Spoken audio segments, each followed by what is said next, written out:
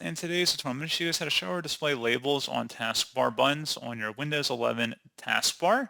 So this should hopefully be a pretty straightforward process, guys. And without further ado, let's go ahead and jump straight into it. So all you have to do is open up the search menu and type in settings. Best result, you come back with settings. Go ahead and open that up. Select personalization on the left panel. And then on the right side, you want to scroll down and select where it says taskbar. And then scrolling down again where it says taskbar behaviors, click the drop down. And where it says combine taskbar buttons and hide labels, click the drop down and select never. And that's all you have to do. So pretty straightforward process, guys. And as always, thank you for watching. I do hope that was able to help you out. And I do look forward to catching you all in the next tutorial. Goodbye.